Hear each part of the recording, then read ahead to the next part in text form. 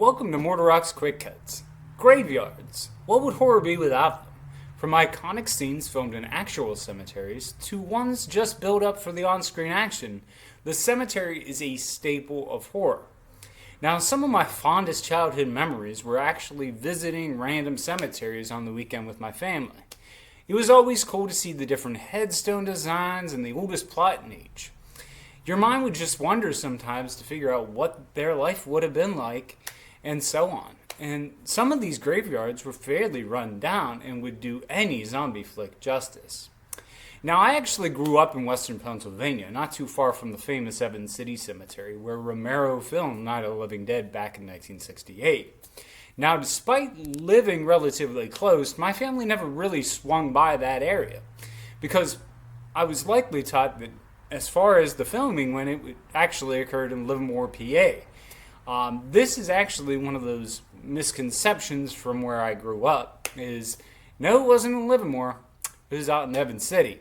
But Livermore Cemetery is pretty interesting with some cool spooky vibes, despite Romero not having any filming in that zone.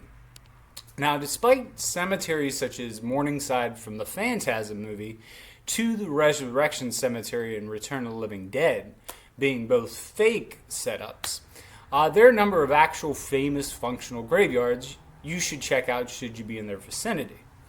I'm going to kick the one off with the one featured in Jason Lives. It was the old Madison Cemetery in Madison, Georgia that Tommy Jarvis done messed things up and resurrected our favorite hockey mask slasher. Some folks think that it was actually the new Covington Cemetery in Covington, Georgia, where most of the film was shot. However, a call sheet from that movie clarifies the filming location. In any case, this was one of my all-time favorite slashers of my childhood days. Then there's the Evergreen Cemetery in Los Angeles. It's here that several films took advantage of the graveyard aesthetics.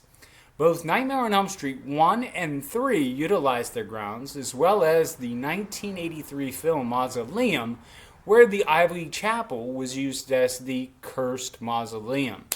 I suspect there's no demonic presence to be found there these days, or fog machines, although I'd love to take a tour through that chapel.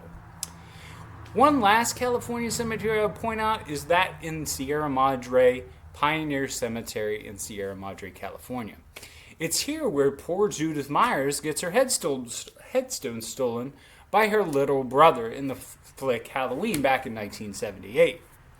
And despite there being many more, the last one that I'll bring up in this segment is featured at the beginning of the Texas Chainsaw Massacre, when Sally and Franklin go check on their grandfather's grave after there was a chance of it being vandalized, and those shots were taken in Baghdad Cemetery. This one was actually started back in 1857 in Leander, Texas, Williamson County, and the grave holds several couple of the Civil War veterans, and is even promoted on the Texas Film Trails. Now, those were a few of my iconic graveyards that I picked out for this segment. So, Schlock Flock, what are your favorite cemeteries? Go ahead, drop it in the comments, and remember to keep it schlocky.